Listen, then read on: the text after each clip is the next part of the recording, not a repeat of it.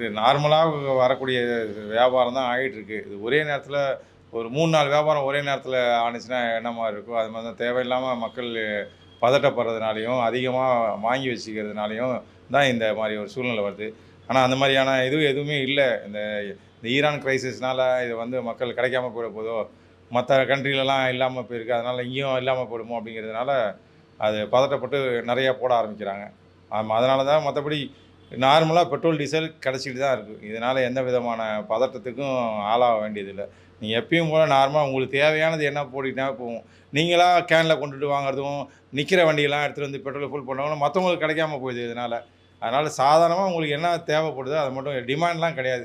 நீங்கள் எப்போ வேணாலும் வந்து பெட்ரோல் போட்டு போகலாம், டீசல் போட்டு போகலாம். நீங்கள் போகிறவங்க பார்த்தா பெட்ரோல் பங்கில் கியூ நிறையா இருக்குது, கிடைக்காது போகுது, ரேட்டு ₹100 ஆயிடுது, ₹200 ஏறுது அப்படிங்கிற அந்த பதட்டத்தில் வந்து இருக்கிறத வாங்கிட்டு போகிறாங்க.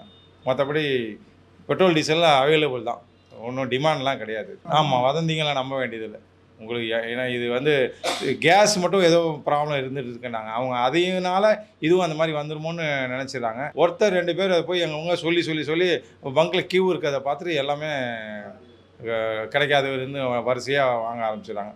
அது என்னென்னா உண்மையிலேயே போடுறவங்களுக்கும் அது கஷ்டமாக போயிடுது. கியூ நிறையா நிற்க வேண்டியதாக இருக்குது, ரோட்டில் டிராஃபிக் ஆகுது. தேவையானவங்க இருக்கிறது பெட்ரோல், டீசலுக்கு டிமாண்ட் இல்லை, வந்துட்டு தான் இருக்கும். அதனால் பொறுமையாக தேவைப்படுறவங்க வந்து போட்டுட்டு போகலாம். இது கம்பெனி அவுட்லெட்டு, அதனால் அதெல்லாம் எதுவுமே கிடையாது. கம்பெனி பம்ப் இது. அதனால் எங்களுக்கு வந்துட்டு தான் இருக்கும். இது என்னன்னா டேங்க் ஒரு ஒரு லிமிட் டேங்க் தான். ஒரு 50,000 லிட்டர் தான் வச்சுருக்க முடியும். அதுக்கு மேலே எங்களால் வச்சுருக்க முடியாது. நேற்றே கிட்டத்தட்ட நிறையா போயிடுச்சு. அப்போ அடுத்த லோடு வரலாம் எனக்கு அந்த டைம் இருக்க வேண்டியதாக இருக்குது. ஆமாம் அது மேலே. ஆமாம், 2 நாளாக அதிகமான சேல்ஸு, வண்டிங்க அதிகமாக வந்துட்டுருக்கு. இல்லை, டேங்க் கெப்பாசிட்டி அவ்வளோதான் சார் வச்சுருக்கோம். எங்களுக்கு ஒரு நாளைக்கு எவ்வளோ ஓடுதோ ஒரு 3 நாளைக்கு தேவையானதான் நாங்கள் வச்சுருப்போம். 3 நாளில் ஸ்டாக்கும் ஒரே நாளில் தீர்ந்துச்சுன்னா எனக்கு அடுத்த லோடு வரத்துக்கு ரொட்டேஷன் இருக்கணும்ல, வரணும்ல, அது பணம் கட்டி அங்கேருந்து எனக்கு வரணும்.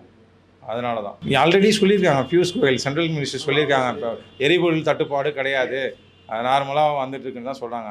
அதை நம்ம மக்கள் மாதிரி வந்துட்டுருக்காங்க. அதை தாண்டி மக்கள் பதட்டத்தில் தான் வந்து போகிறாங்க. ஆமாம், தேவையற்ற பதட்டம் தான் அது.